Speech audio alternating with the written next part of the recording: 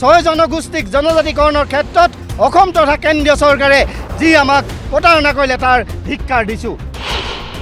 অসমৰ মুখ্যমন্ত্ৰী হিমন্ত বিশ্ব শৰ্মা ডাঙৰীয়াক সকীয়াই দিব বিচাৰিছোঁ যে তেখেতে ছয় জনগোষ্ঠীক জনজাতিকৰণৰ ক্ষেত্ৰত যি প্ৰতাৰণাৰ জাল মেলিছে সেই প্ৰতাৰণাৰ জাল আৰু তিষ্টি থাকিব নোৱাৰে।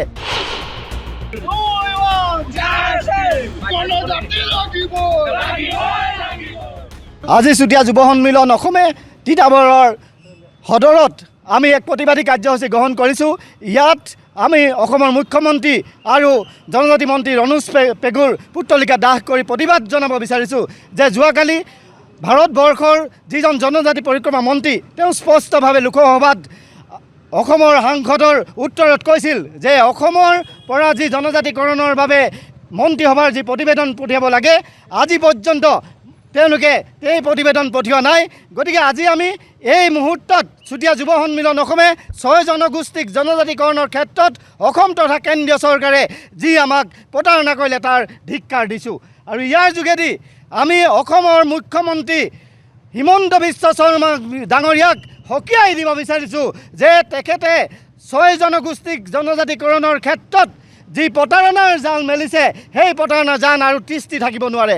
অনাগত সময়ত তেখেতক ইয়াৰ যোগ্য প্ৰত্যুত্তৰ দিবলৈ ইতিমধ্যে চুতীয়া যুৱ সন্মিলন অসমৰ লগতে ছয় জনগোষ্ঠী কেওটা সংগঠনে কঁকালত টঙালি বান্ধিছে।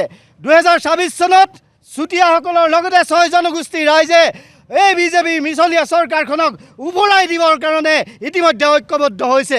আমি ইয়াৰ যোগেদি দাবী জনাইছোঁ যে অনাগত সময়ত অতি শীঘ্ৰেই ছয় জনগোষ্ঠীক জনজাতিকৰণৰ কাৰণে যি প্ৰতিবেদন দিম বুলি তেওঁলোকে আমাক প্ৰতিশ্ৰুতি দিছিল যে এপ্ৰিল মাহৰ আগতেই আমাৰ চুতীয়া জনগোষ্ঠী জনজাতিকৰণৰ ক্ষেত্ৰত প্ৰতিবেদন তেওঁলোকে কেন্দ্ৰ চৰকাৰলৈ প্ৰদান কৰিব।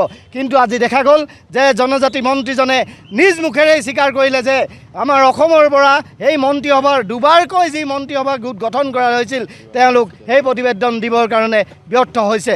গতিকে আমি চুতীয়া যুৱ সন্মিলন অসমে অসমৰ সেই কেন্দ্ৰীয় মন্ত্ৰীজনৰ যি বক্তব্য সেই বক্তব্যক ধিক্কাৰ দিছোঁ আৰু অসমৰ জনজাতি মন্ত্ৰী ৰণোজ পেগু ডাঙৰীয়া আৰু মুখ্যমন্ত্ৰী হিমন্ত বিশ্ব শৰ্মাক এই ব্যৰ্থতাৰ বাবে তেওঁলোকক ধিক্কাৰ দিছোঁ।